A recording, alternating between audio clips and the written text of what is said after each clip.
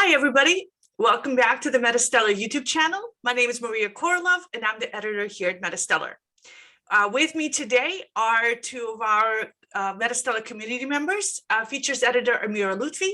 Hi, AMIRA, and one of our regular contributors, Nicholas NARBUTOVSKIH. And let's see if I can switch to, so you can see them. There they are. All right. Hi again.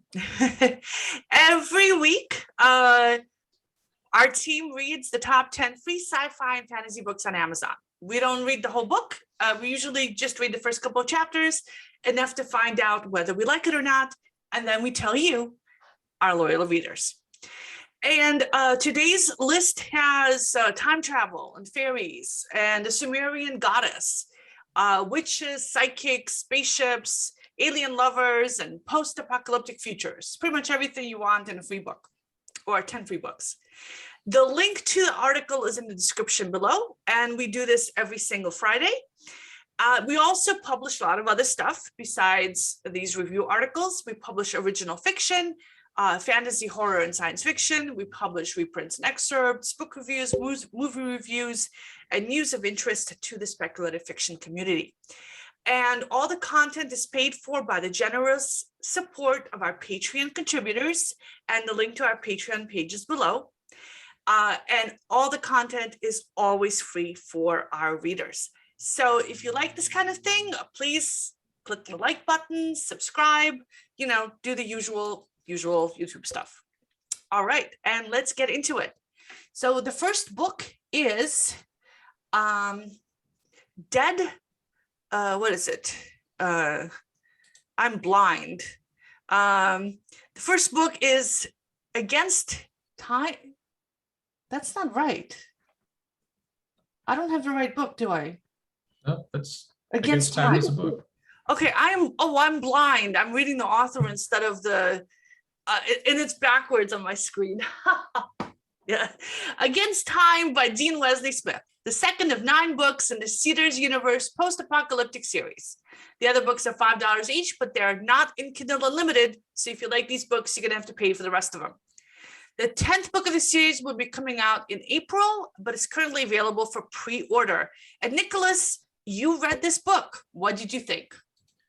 I did. So this book struck me as a really interesting take on the post-apocalyptic side, because right off the bat, you get a very strong post-apocalyptic narrative, and then you get a complementary, what feels honestly more like a near future space, plot line to it. So I was kind of curious to see how those two came together, because on one hand, we had a spaceship going faster than light, and on the other hand, we had a geologist who's been underground for several days, emerging to find that everybody is dead. So really curious to see how those two move together, because they're not often combined. I got some very strong Prometheus vibes from it. So if you're a fan of the Aliens franchise and you had a good experience with Prometheus, this might be for you. And then the other piece of this was the post-apocalyptic aspect of things. So the first thing that came to my mind was the TV show Under the Dome, where they have this dome that's cutting them off from everything, and weird stuff is happening and nobody can figure it out. So pretty good, strong plot beats right off the bat. So I think that's good. I think if you're a fan of those sorts of stories, you're going to enjoy the story. The only thing that kind of drug things down a little bit for me was the fact that some of the writing was pretty repetitive, and I think it fell into the trap that a lot of books do, where the author just tries to jam way too much detail into way too few sentences. I think at one point I counted 8 different facts in 2 sentences, so I had to stop and parse all those out in my mind, put them in the right buckets, and then continue with the story. So if you can move past that, though, and if you're looking for something that's a relatively low threat as far as time and energy putting into it, I think this would be a great quick read. And like I said, I'm curious just to see where those plot beats come back together. Did it bother you that this was a second book? Were you lost, or how did that work? So there may have been more context for the spaceship timeline or the spaceship plot beat there that I didn't have, so that may have made more sense. But honestly, the post-apocalyptic thing was pretty straightforward. as far as how they set that up and move forward. So not knowing what's in the first book, the classic, well, it depends. But yeah, I think you can start here and kind of pick things up where you go. All right. The next book is The Fae King's Curse by Jamie Schlosser. And there it is. The cover's behind me with a naked guy. Let's see if I can make it bigger for you guys so you can see it closer up. There he is, Mr. Naked Chest. This is the first of 4 books in the Between Dawn and Dusk coming of age fantasy series.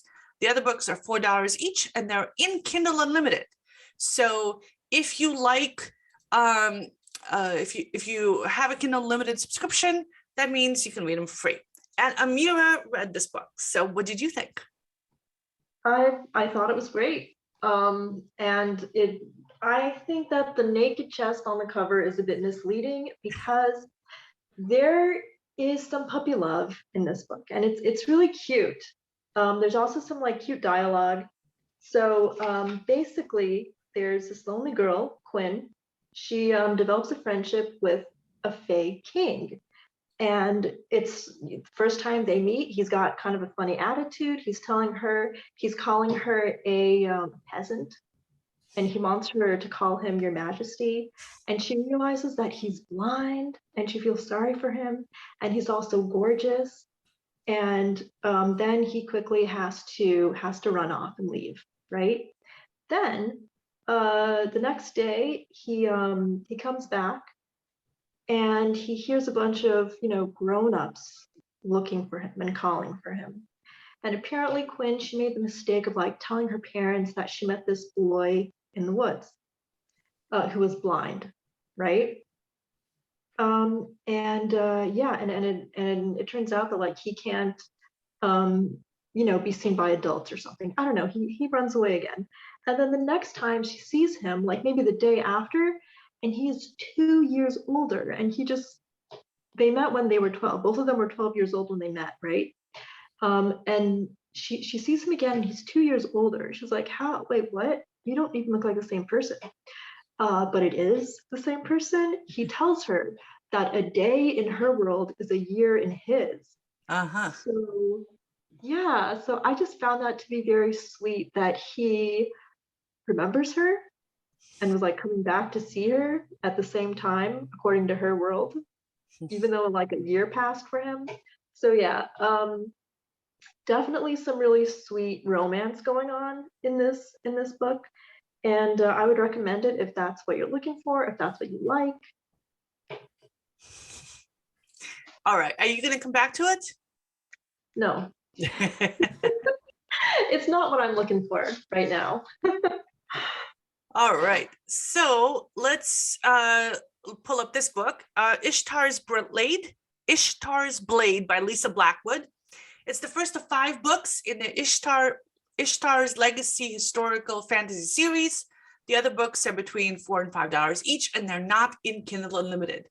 And AMIRA, you read these too, this book as well, right? Yes. I thought I think that it has a lot of strengths.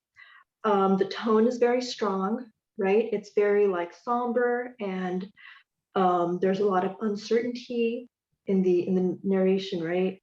The setting is really strong too. I love the setting. It's, it takes place in like ancient Sumeria, right?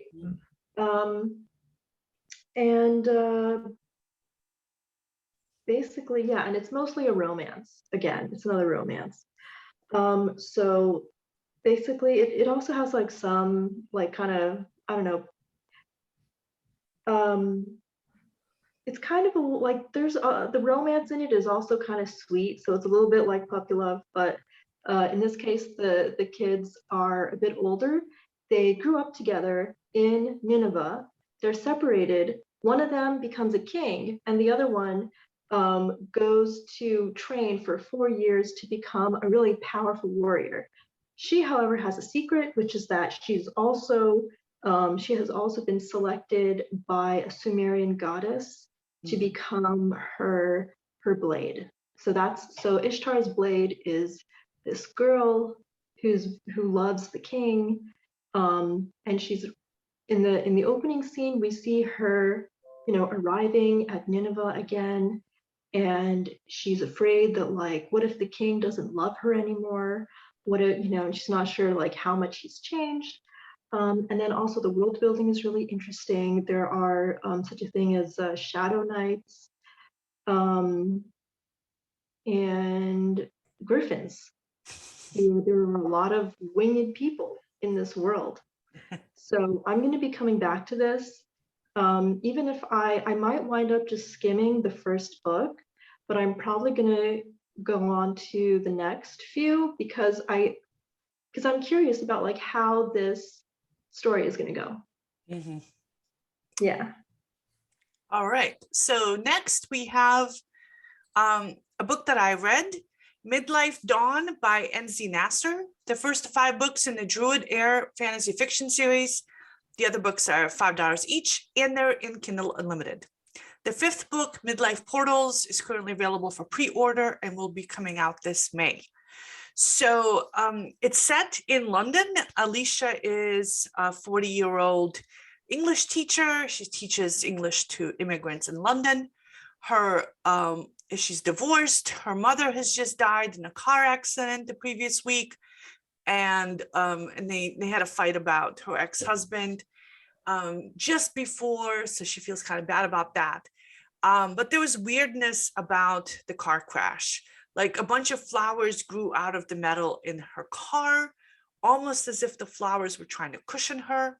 She had been driving slowly on a lamplit road and somehow managed to flip the car over, and so on and so forth. And the weirdnesses kind of keep adding up over the course of these first couple of chapters. A strange person shows up at the funeral and mysteriously disappears. Her mother's photo vanishes from old photo albums and from her phone. And her mother was a research scientist working on genetic cell regeneration, which is kind of cool. The writing style is very British, very matter of fact. So the weird stuff happens, but it feels super believable because of the way it's told. Finally, the cat, her cat that's been missing since the day her mother died reappears, and the cat is now a full-size leopard and can talk. I'm enjoying it. It's fun. I didn't think I would, but I like that's the sort of the dry style of it. I love her personality. I love her friends and the people that are around her, and I'm curious about that cat. So I plan to keep reading this. Yeah. And the next book was also another one that I read. Realm of Ghosts and Magic. Here you see it up here by J.S. Malcom. The first of 6 weeks in the Fey Witch Chronicles. And it's a paranormal fantasy series. The other books are $4 to $5 each, and they're in Kindle Unlimited.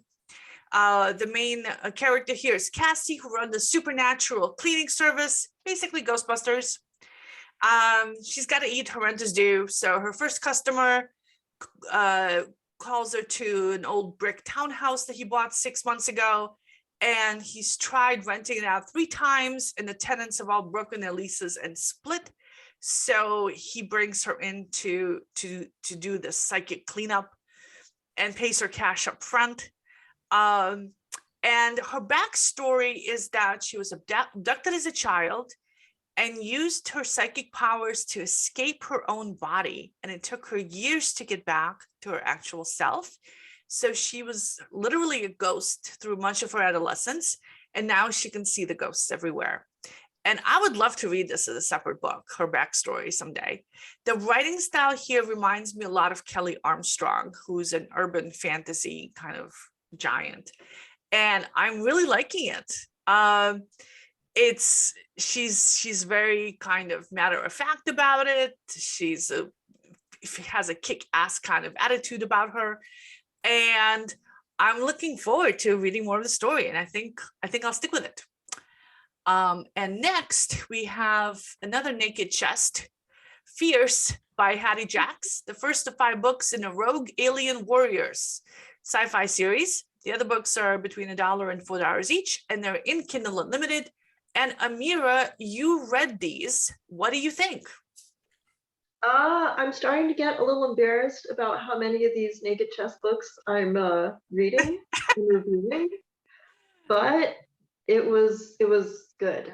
Okay, it was a good one. So it's also not really what I'm looking for, but it's definitely really a good one if you like romance, if you like science fiction, if you like books that are kind of funny. The writing style, the exposition, in my opinion, was kind of silly, but definitely had a lot of action. The viewpoint switches between Viv and Jir. Viv is a human woman who was doing her grocery shopping one day when she got kidnapped by aliens. That's all we know about her backstory. Here is an aggressive alien who wants to mate her. So I feel like that's kind of a good premise. It's enough to, to like pull people in, to entertain, for us to understand what kind of story we're getting into, right? And there's a lot of action. It's kind of silly. Her reactions are pretty silly. But in the first scene, she falls out of a liquid sack onto a cold, hard floor, and she has a pipe in her throat, and she's like really weak, and she's struggling to get this pipe out of her throat. And then she notices that there are several more sacks hanging from the ceiling in this room. She doesn't know where she is, and then she sees like a foot emerge in the sacks, and she's like, oh my gosh, all of these sacks are full of people. So she's trying to pull them to like break through the sacks, so she can like let someone else free, right? She's trying to like release other people. And then one of the walls gets torn off the room, and she gets sucked out of the room herself, and she's flying through the air. And as she's like flying through the air, she sees a spaceship, and it's kind of cool. It has like lights and stuff. And then she lands, she lands in this dilapidated building, and that is when she meets her new boyfriend. A big scary man with glowing eyes and wings. He has wings and glowing red eyes. So that's just like the first chapter, and it's written in a way that's like, kind of like, I feel like that it was pretty good. Okay. Yeah, I mean, I'm saying I won't be back. I might come in. All right, and now for something completely different. Okay, so this is And Then She Vanished by Nick Jones, the first of 3 books in the Joseph Bridgerman time travel science fiction series. The other books are $1 to $5.39 each, and they're not in Kindle Unlimited. So much less, I mean, a little bit of weirdness, but this is a much more toned down kind of book. So 20 years ago, Joseph and his little sister were at a fair. He was at a shooting range trying to win her a bear when she was kidnapped and vanished. And now 20 years later, he's still having nightmares about it. And what his thing is he runs an antique store, and he can tell the provenance of objects by touching them. If he touches it, he gets a vision about where the object comes from. But he can't sleep. His nightmares are back. He keeps replaying that day in his head or in his dreams where he lost his sister. And he's only getting a couple hours sleep at night. His company's falling apart. And his accountant makes him go see a psychotherapist, a hypnotist, who teaches him to like relax. And when he tries that relaxation technique at home that night, he winds up traveling back in time for a few minutes. And so he thinks he's hallucinating, but I like the guy, and I like the story. it's told in a very kind of it's set in the modern day. It feels very realistic, and I like the main character, and I could definitely see myself coming back to it.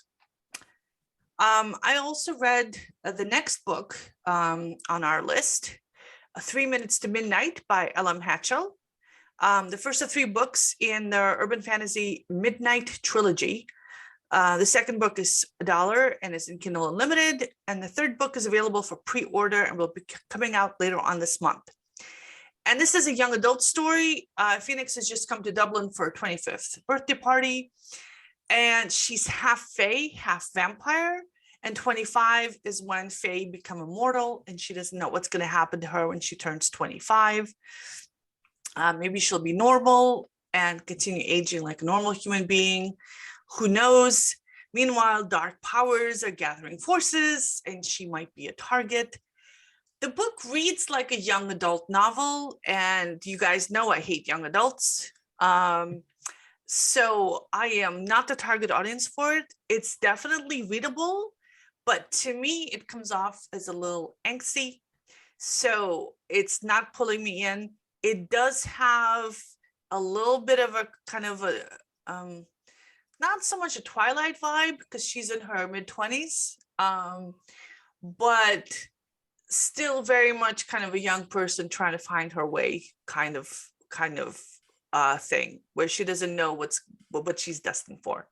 So I don't like that. So I don't think I'm going to be coming back to it, but if it's the kind of thing that you like, then it's free. So check it out. Well, Maria, I think we know what's going to happen when she turns 25. She's going to get a discount on her car insurance. I think that's what happens when you turn 25. So, mystery solved. And next is His Virgin Mate by Grace Goodwin, which I read. And it's also about alien lovers. AMIRA, you should have taken this one. No, thanks.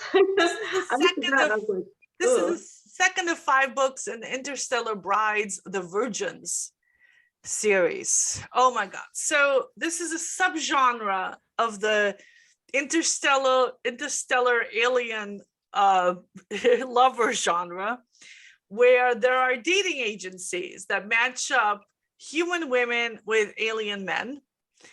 And in this case, the protagonist is a virgin. She's never been attracted to men or to women, and she figures she'll give aliens a shot. Why not? And the very first page of the book is like super graphic and explicit. So you know how this is going to go. And so this agency claims a 99% success rate in their marriages, compared to like the 50% success rate that normal human marriages have. So I guess it's appealing to some people. And Alexis, the main character, meets some very specific requirements of one of the alien planets. And it turns out she's a potential marked mate of an Avirian hunter, whatever this is. So super cheesy book. But you know what you're going to get? You're going to get hot sex with aliens if you read this book. So if that's your thing, aliens having hot sex, virgins having hot sex with aliens, this is the book for you. And back to something completely different. Reroll by Robyn Wideman. The first of 2 books in the New Realm Online Epic RPG Fantasy series. The sequel is $1, and both books are in Kindle Unlimited. So if you miss reading it for free now, you can always come back. So I read this one because it's lit RPG, and lit RPG means it's set in a virtual reality world, and reading the book is kind of like watching somebody play a video game. So the video game here is called, what is it called? New Realms. So the main character is Ryan. The book is set in the near future where virtual reality is like, feels totally real. He was in a freak accident and he's now in a wheelchair, But in this virtual world, he gets his legs back and he can walk around and be an elf and all this other stuff. And for his birthday, his best friend gives him a prize that the friend has won in a contest, which a VIP ticket to this hot new game, which means that he gets like special things to start with. And when he starts playing, he gets to choose a character and weapons and buy some armor, and goes out into the field, meets some other players, gets tricked by those players and gets assassinated by those other players over and over again, so that he'll drop his cool premium weapon and winds up starting the game over, re-rolling for a new character with a much worse character. And so yeah, stupid premise. You're literally watching somebody play a game. You get stats reports. This is how many points he's allocating to this. He killed this bumblebee bee, and now he got 2 extra points, and he's putting them towards leveling up and his strength and stuff like that. It is compulsively addictive, and I could not put it down. And that's the first book I'm coming back to when I'm done with this. So so now you know my secret shame is is these kinds of books. So yes, that's the lit RPG genre, and that's a genre I write in. So it's kind of good that I'm addicted to these books. I can see what they're like. So yeah. Oh, I wanted to mention thanks to our Patreon supporters, and our newest supporter today is Ali. So thank you very much. We really appreciate it. Thanks to you, we're able to pay for original fiction. And speaking of original fiction, the submission window for the March submission cycle closes the end of the month. So if you have a short piece of speculative fiction that's 1,200 words or less, put it on your calendar that you're going to need to submit soon, and we will pay for it. We pay 8 cents a word, thanks to the kind contributions of our Patreon supporters. All the donations go to pay for original fiction. All of us here are volunteers. So thank you so much for showing up. If you like any of these books, you plan to read them or don't plan to read them, leave a note in the comments below. And so, AMIRA, are you going to come back to any of these books? Yeah, I've actually been like collecting books that take place in the same area as the one with the Sumerian goddess. So yeah, I'll be checking it out. I'm actually really curious about that genre. How about you, Nicholas? You know, probably not. Yeah. Just because you know, I have a very small amount of time these days, and so if I'm going to read something, it needs to really be something that's going to, you know, blow my socks off. So that's just the nature of the beast right now. But I hope to someday get to the point where I have all kinds of free time and get to read all of the time. But because we just had a baby, it's probably going to be about 18 years from now. So. Oh my God. Yeah, I just spent the week writing about artificial intelligence and human resources. Attrition and the statistics are like blowing up in my brain. And so what I really need is something totally mindless to read. So I'm going to watch that guy play his video game for a couple of hours and just totally decompress. All right. Well, thanks, you guys. I hope to see you again next week, and have a great weekend. All right. Thanks, Maria. Bye. Bye-bye.